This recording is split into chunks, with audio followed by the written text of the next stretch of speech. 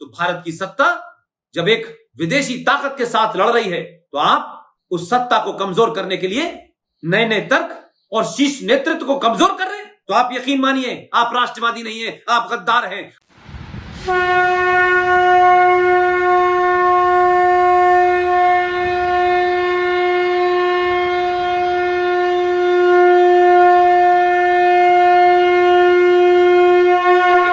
जिनके स्वार्थ नहीं सिद्ध रहे, जो अपने आप को बहुत बड़ा कानून मंत्री मानते हैं, किसी सरकार में रह चुके हैं, उनकी ये चाह है कि उनको सरकार पद दे, वो हिंदुत्व की बात करते हैं, राष्ट्र की बात करते हैं। आज सरकार में पद न मिलने से भारत राष्ट्र के खिलाफ खड़े हो गए हैं।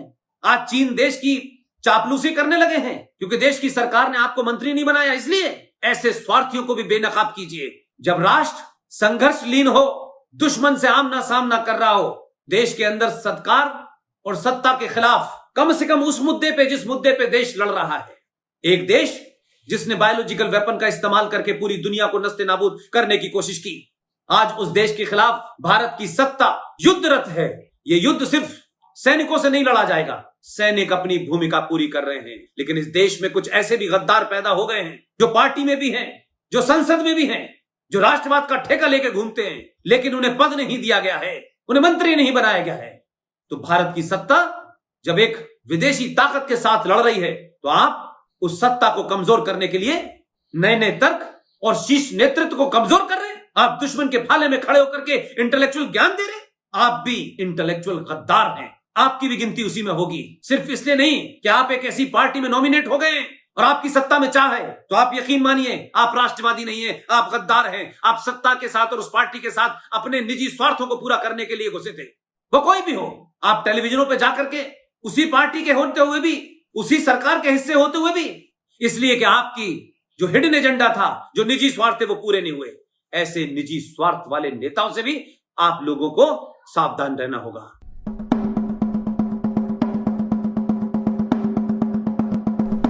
Friends, especially my colleagues in the armed forces, I, Brigadier R.S. Shikara, Chairman of Netaji Subhash Bose I&E Trust, take this opportunity to speak to you and to say that recently some of our colleagues seem to have fallen to the temptation of being seen on TV debates for a moment in the limelight. We do this without much thought to a soldiers with us. We mouth comments and opinions relating to our brothers presently defending national interests. We do not realize that we are mouthing political propaganda on behalf of petty interests. As soldiers, we cannot be party to a political slugfest which damages the morale of our soldiers' colleagues. Let us not forget that once a soldier is always a soldier.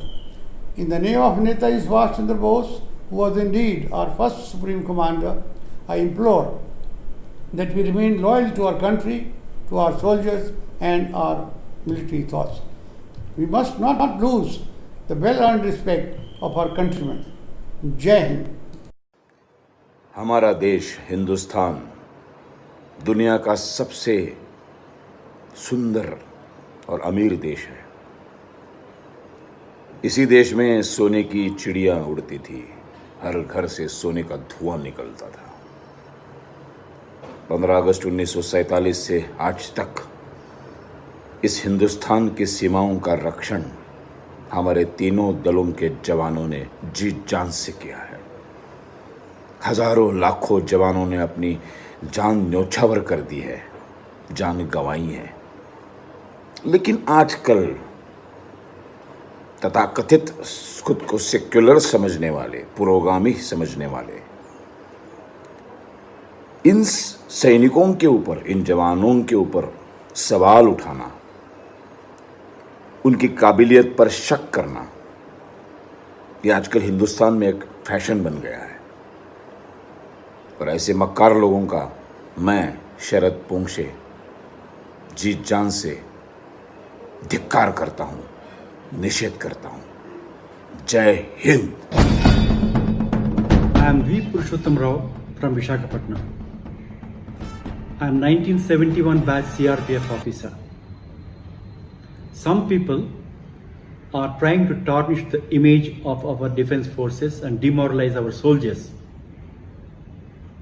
They are talking the language of our enemy countries like China and Pakistan. This is not acceptable. These people, whether they are political, media, or scholars, have to be identified in public. They are pursuing their own political agenda, whether from the ruling party or from the opposition. They have to be stopped at any cost. जय हिंद। इतिहास गवाह है, हम जब जब संगठित होकर लड़े, हमने दुश्मन को मुंह तोड़ जवाब दिया है। आज भारत एक अनप्रेसिडेंटेड परिस्थिति में है।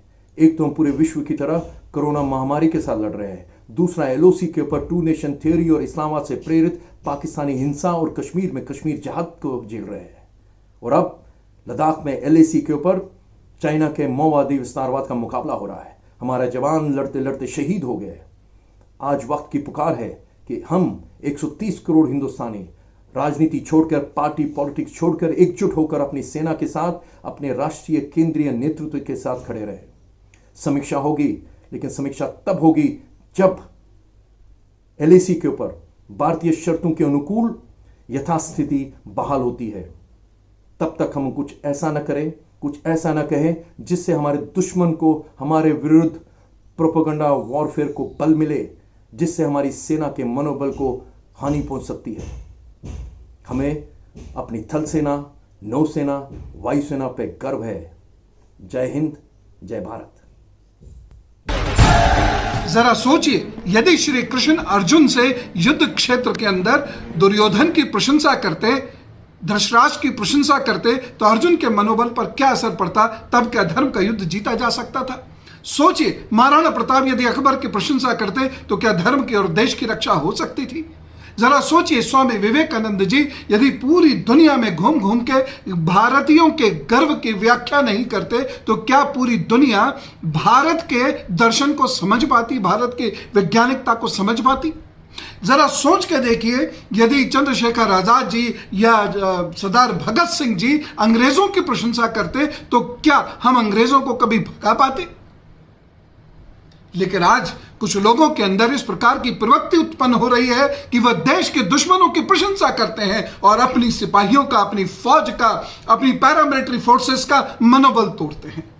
यह कभी नहीं करना है, क्योंकि आज का युद्ध टोटल वॉर है, संपूर्ण युद्ध है, और संपूर्ण युद्ध में मनोविज्ञान भी, मन भी, नागरिकों की बुद्धि भी यह युद्ध की तरह, युद्ध में एक टूल की तरह इस्तेमाल होती है, एक वेपन की तरह इस्तेमाल होती है। इसलिए मैं सभी नागरिकों का यह आह्वान करता हूं कि दुश्मन का टूल मत बनिए, और ऐसे वो सभी लोग जो इस देश का मनोबल गिराने की कोशिश करते हैं उन्हें उचित जवाब दीजिए, क्योंकि टोटल वॉर में हर नागरिक एक सिपाही है।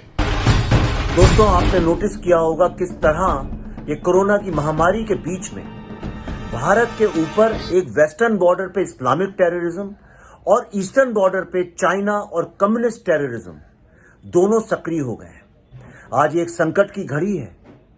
हाँ, एक तरफ तो हमारी सेना वहां खड़े होकर उनसे पूरे जद्दोजहद से मुकाबला कर रही है, लेकिन उस दुश्मन का क्या करें जो देश के अंदर हमारे बीच इन लोगों के लिए काम कर रहा है, भारत के दुश्मनों के लिए। इनको पहचानना जरूरी है, और आज भारत में एक और सेना की आवश्यकता है, वो है हम और आप।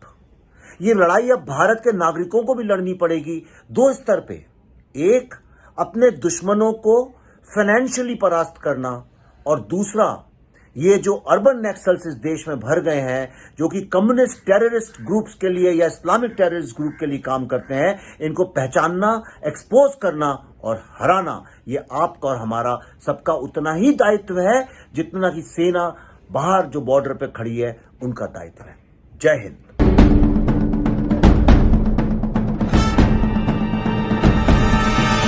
युद्ध की परिस्थिति में हम जो बात कहते हैं, करते हैं, उसका सीमा पर डटे सैनिक के मनोबल पर, उसके परिवार के मनोबल पर बहुत गहरा असर पड़ता है। ये बात हमें कभी भूलनी नहीं चाहिए, और इसलिए हमारा आचार, हमारा व्यवहार, हमारी वाणी, हमारे बयान, हमारी मर्यादा, हमारे लक्ष्य सभी कसौटी में ये जरूर रहना चाहिए कि हम जो कर रहे हैं, कह रहे हैं, उससे सैनिकों का मनोबल बढ़े, उनका सम्मान बढ़े। राष्ट्र सर्वोपरि का मंत्र लिए एकता के सूत्र में बंधे देशवासी हमारे सैनिकों की ताकत को कई हजार गुना बढ़ा देते हैं। हमारे यहाँ तो कहा गया है ना, संगे शक्ति कलो युगे। कभी कभी हम इस बात को समझे बिना सोशल मीडिया पर ऐसी चीजों को बढ़ावा दे देते हैं जो हमारे देश का बहुत नुकसान करती है। कभी कभी जिज्ञासावत फॉरवर्ड करते रहते हैं, पता है गलत है लेकिन करते रहते हैं। आजकल युद्ध केवल सीमाओं पर ही नहीं लड़े जाते हैं, देश में भी कई मोर्चों पर एक साथ लड़ा जाता है और हर एक देशवासी को उसमें अपनी भूमिका तय करनी होती है। हमें भी अपनी भूमिका देश की सीमा पर दुर्गम परिस्थितियों में लड़ रहे सैनिकों को याद करते हुए तय करनी होगी।